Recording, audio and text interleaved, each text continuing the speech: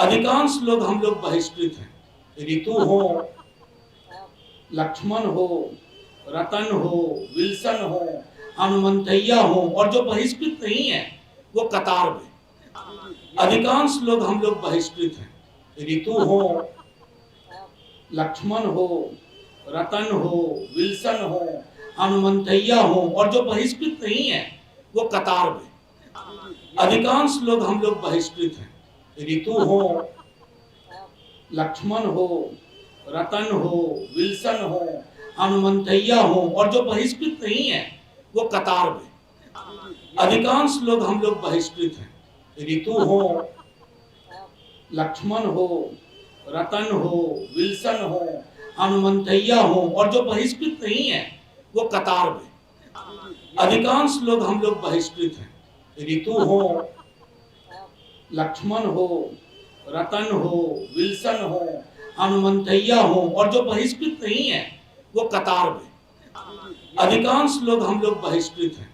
ऋतु हो, लक्ष्मण हो, रतन हो, विल्सन हो, हनुमंतैया हो, और जो बहिष्कृत नहीं है वो कतार में।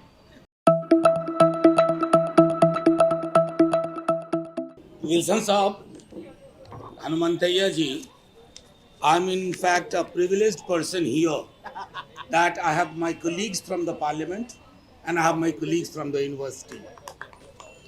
दोनों जगह के लोग हैं। एक अजीब सा तो नहीं कहूँगा, एक कोइंसिडेंस देखिए कि अधिकांश लोग यहाँ बहिष्कृत, अधिकांश लोग ऐसे कर लो, अधिकांश लोग हम लोग बहिष्कृत हैं। ऋतु हो, लक्ष्मण हो, रतन हो, विल्सन हो, हनुमंतैया हो, और जो बहिष्कृत नहीं है वो कतार में। बहिष्कृत होने के तरीके अलग अलग होंगे। हमारे राजेंद्र भाई, हम सब जानते हैं, उस पीड़ा को हम समझते हैं। बहरहाल अभी मैं थोड़ी देर पहले निकला यहाँ से, सब बहिष्कृत हैं, इसलिए बहिष्कृत भारत की ये मीटिंग है। तो यूं हुआ कि मीडिया के कुछ साथियों ने कहा कि सर बाइट लेनी है। मैंने कहा किस बात पे?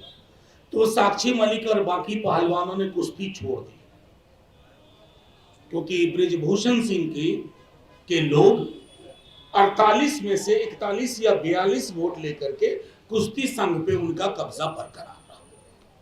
मैं आश्चर्यचकित नहीं हूं, अचंभित भी नहीं हूं।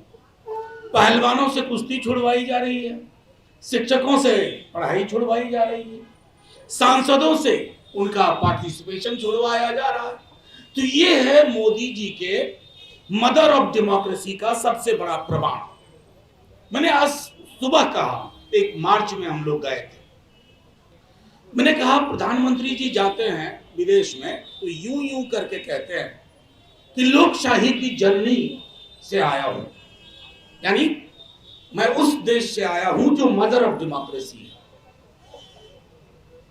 ये वही व्यक्ति थे, मैं आपको स्मरण कराऊं, 2014 में जब ये पहली बार चुन के आए तो संसद की दहलीज को चूम लिया, और ये चुंबन कितना खतरनाक हुआ आप सब जानते हैं। इट्स अ किस ऑफ डेथ, ये मौत का चुंबन साबित हुआ इस देश के लिए, यहाँ के लोकतंत्र के लिए, यहाँ के संस्थानों के लिए।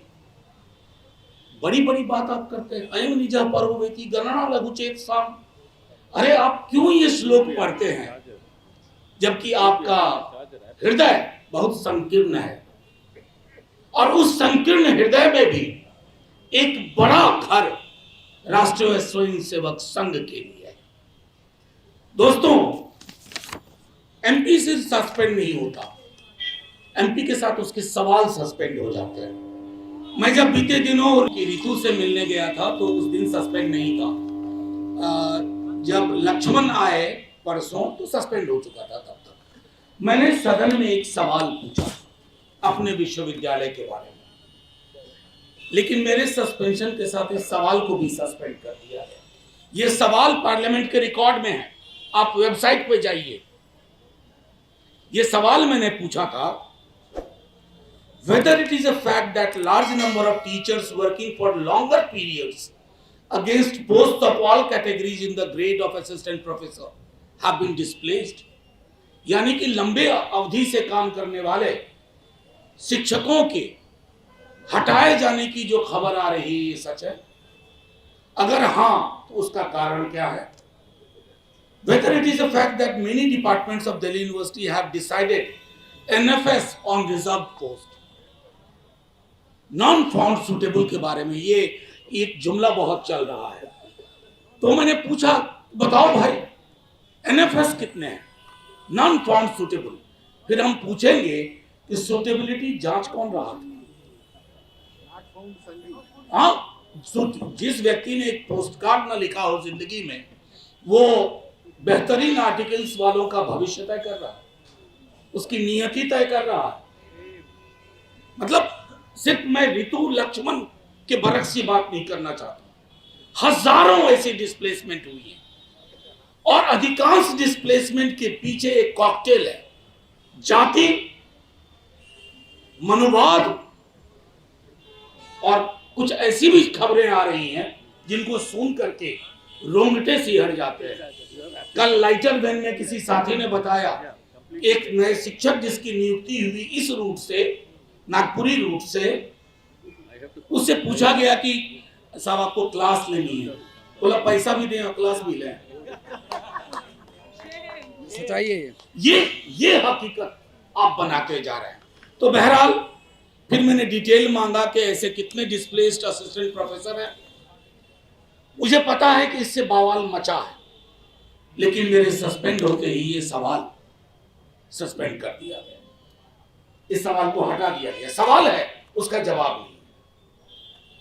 तो इसको आगे ले जाना होगा। मुझे डर इस बात का है कि अक्सर जब हम बात करते हैं, और ये मैं पूरे होशो हवास में कह रहा हूं, हम अपने जैसे लोगों से बात करते हैं।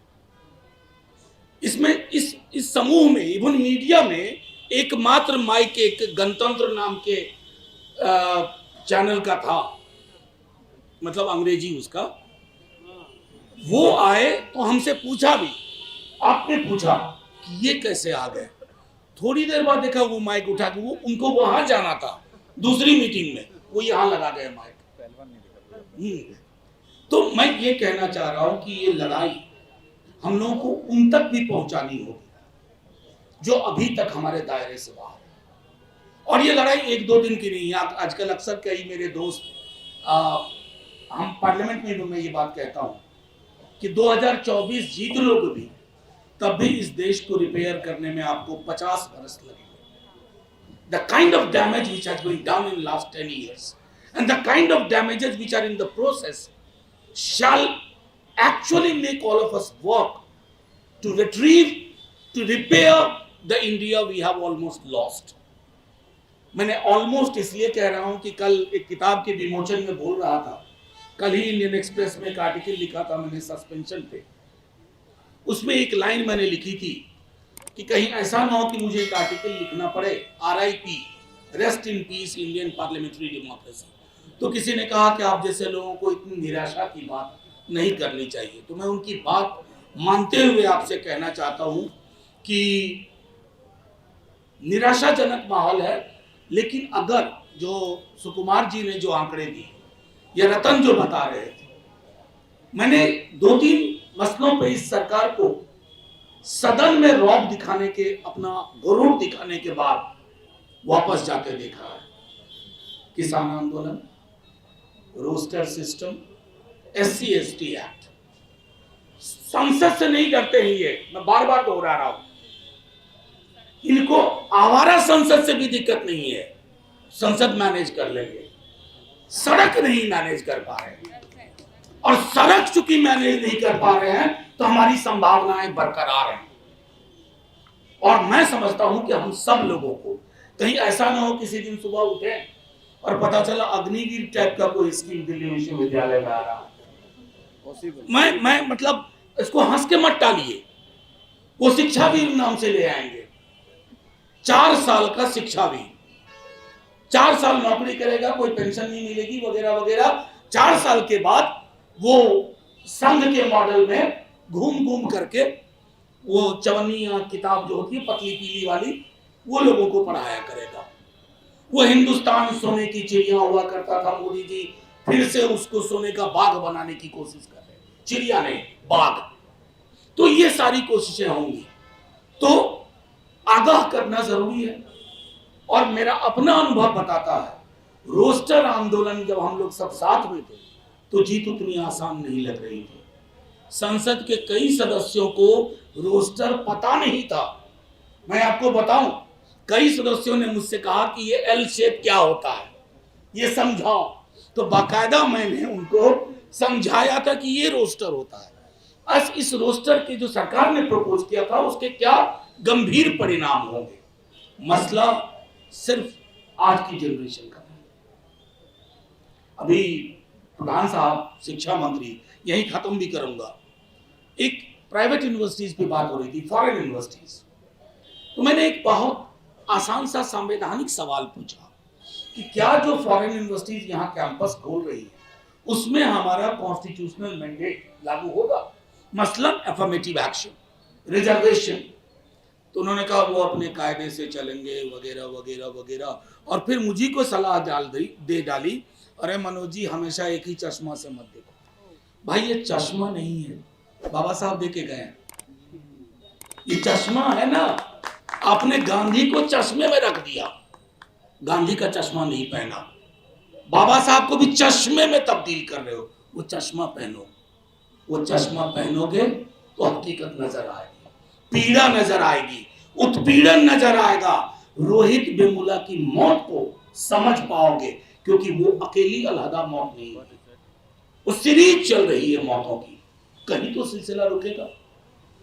या हम सब ने तय कर लिया 22 जनवरी को इस देश में एक नए गणतंत्र की स्थापना होने जा रही है, रामलला की मूर्ति प्राण प्रतिष्ठा होगी और देश में राम राज्य आ जाएगा। हर घर में इतना खाना होगा कि लोग कहेंगे अब बस करो मोदी जी, बहुत दे दिया आपने हमको, अब बस करो मोदी जी, कितनी नौकरियां लेंगे।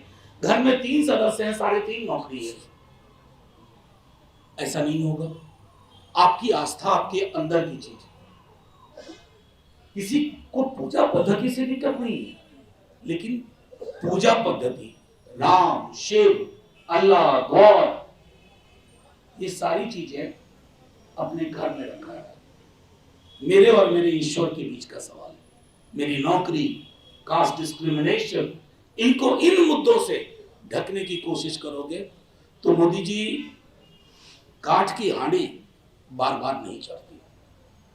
मैं सिर्फ आप सभी साथियों का पुनः धन्यवाद करता हूं और क्या कहूं, आखिर में यही कहूंगा, आप लोगों के भी जज्बे को सलाम।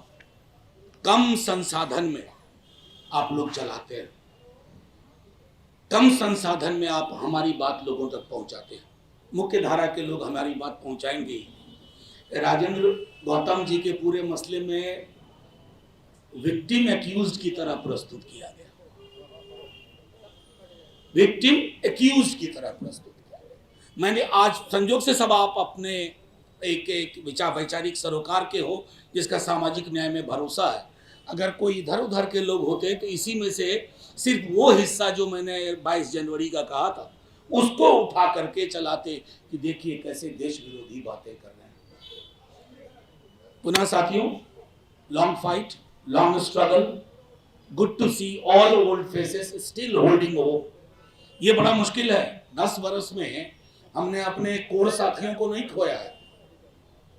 10 वर्ष में जो लोग थे वो आज भी हैं और लंबी लड़ाई के लिए हैं, लड़ेंगे। संसद में रहें ना रहें, सड़क तो कोई ले नहीं सकता। सड़क से डिसमेंबरमेंट का कोई प्रावधान नहीं है कि सड़क पे भी नहीं चलने दोगे, सड़क पे भी नहीं बोलने दोगे। जिस दिन ऐसा कर दोगे उस दिन फिर किससे शिकायत करेंगे? कहेंगे गणतंत्र अलविदा, जिंदाबाद, जय भीम।